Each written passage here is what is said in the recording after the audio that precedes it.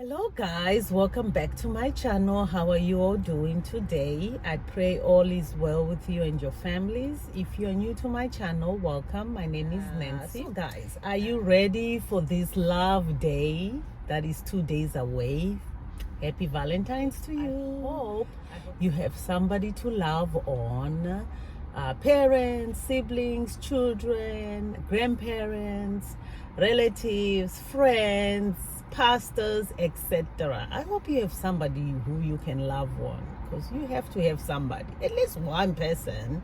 If not, hey, there's always God, who is the love himself, who is ready to pour his love on us and just receive our love. So happy Valentine's Day to you. However, I just feel like love is so complicated. It's like a puzzle that never gets completed. And if you are coming from a trauma background, it's even harder. So me coming from a background of trauma, I was incapable of loving people. I did so many weird stuff just to avoid people to come close to me. People hugging me growing up or trying to love on me. It was weird to me. I would really put a facade, like I would laugh a lot, smile a lot. I was known to always be smiling, but yet really deeply I wasn't smiling. I was known to talk a lot, because that was just a cover-up of what was going inside, and I just didn't want people to come close. I would cringe if people try to hug me or like put me in an uncomfortable place in the name of love, because I just thought people were fake. That's what was that became my wall, that I just thought people are fake. People will say they love you but take advantage of you. So that became that growing up for me inside secretly. Eventually I did learn to say I love you to my husband, but it took a tooth and a nail. It was really a process, because I thought saying I love you, you had to mean it, and because I wasn't there at that place where I meant it, I couldn't say it at all. And I didn't believe when he told me he loves me, or if anyone told me they loved me. I was like, oh yeah, yeah, right. Because I didn't want to receive love. I rejected it. So love, yeah, it becomes complicated when you have that childhood trauma. And some of the telltale signs that you are having difficult with this love thing is you might be still having difficult loving you or receiving love. You fear intimacy. You are insecure. You are detached emotionally, meaning you are present physically, but really you are absent emotionally. You are not even there. You are addicted to perfectionism. You are a people pleaser. You are very defensive. You hide your feelings, your true feelings. You don't like confrontation. You run from the truth. You hide behind frustration, behind anger. You communicate through frustration, and you easily give up.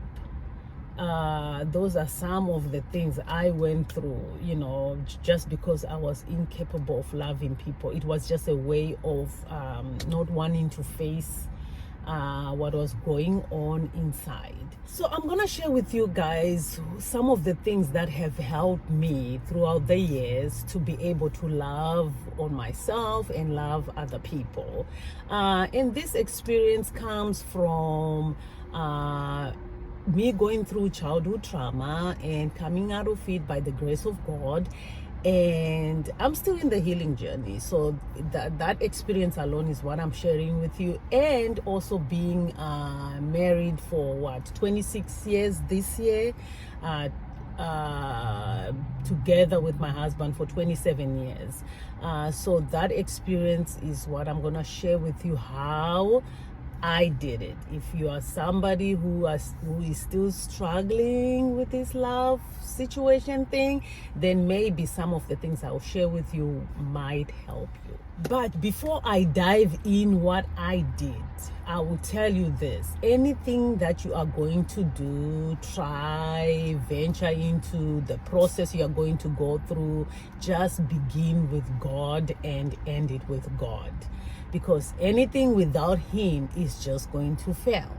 So what I did at first is I started reading books. I didn't have that relationship with God, although I grew up in church, but my church thing was just going to church, praying our Father, and that was it. That's all I knew. I never had that intimate relationship with God.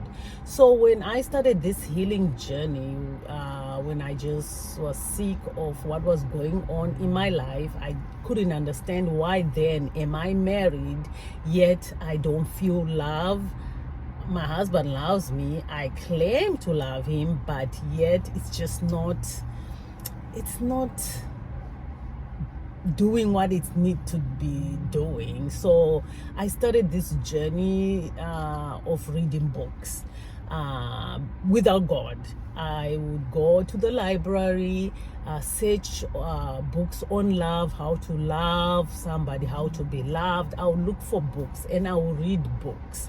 And at first, it seemed like what I was reading was working, because for 30 days I would implement the course of action that was in the book. It will look like it's working for weeks, let's say 30 days, 45 days. But as soon as a trigger comes in, I will hit rock bottom. I will fall and I will have to start all over again. So guess what? I will toss that book away and say, you know what? This book is rubbish. Let me find another book. I will look for another book. I will apply again whatever they are saying in that book. It works for a little while. A trigger comes in and I will hit again. I will fail. So it became a cycle of failures until I got so sick and tired of myself and these things that were not working that I just surrendered to God. I said, God, I am tired.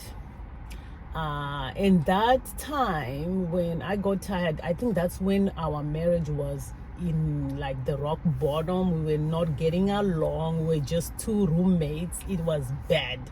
So that's when I was like, you know what, God, if you don't help me, no one can. I am tired and I'm tired of trying. I can't be helped. I'm just a bunch of a dysfunctional human being. You know, that's what, because I was at the bottom pit. And that's when God said, yeah, welcome. I was waiting for you to call on me to help you, you know. So that's when my journey began. That's when I learned how to forgive. God taught me how to first forgive me and love me. I didn't know that.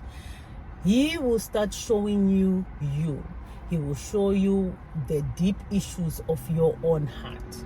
Because what's happening, the trauma will be trying to just point fingers on that perpetrator, that person that wronged you. So you fail to see everything else. You just think it's me against the world. Nobody cares.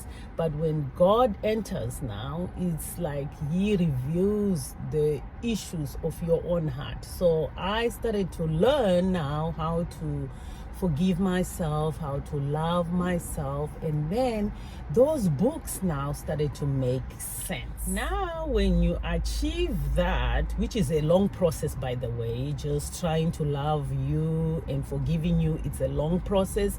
Now once you achieve that, you have to now learn how to trust God, how to trust yourself, how to trust your spouse. You start learning how to communicate effectively without feelings involved, how to open up and not to assume anything. And then God will start dealing with your character. You will have to work on your feelings. Let me tell you, feelings and love are enemies, in my own opinion.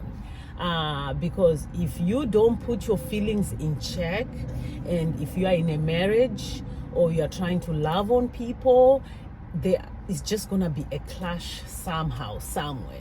So working on your feelings will be something that you have to thoroughly work on. And I understand that, you know, you cannot ignore your feelings, but you can redirect them. That's how I've learned. You can redirect your feelings. That's where journaling comes in, exercising, and meditation. While meditating, journaling and exercising became my top key to this love game. I was able now to learn how to love on God, how to love myself, and how to love other people around me. So if you're not doing these things, you might want to try to start journaling those feelings, because that's the way you can redirect them and respond in we call it normal way, I guess, or acceptable way. And it's in meditation, in journaling and exercising that you will learn how to give each other grace to make mistakes, to forgive. It will teach you how to heal, how to move on, how to not hold on bitterness, or it will teach you how to have reasonable expectations, and how to let go of unnecessary offenses, you know. So really, for me, love has taught me that it's not about getting anything, it's what you put in. It's about commitment, about trust, about patience, about overlooking offenses, about forgiving, giving each other room to grow, understanding, communication, growth, change. Did I say patience? Patience, hard work, difficulties, pain, because love does bring pain. Love is a safe environment. It's supposed to be safe. I would just say love has to be something that you want it to be, but you have to be willing to put that something that you are wanting it to be. And at the end of the day, love has to make you a better person. That's all I have for you guys today. I hope you learn one or two things. You have a wonderful Valentine's Day. You have a wonderful, blessed week. I will see you in my next video. Thank you for watching. Bye.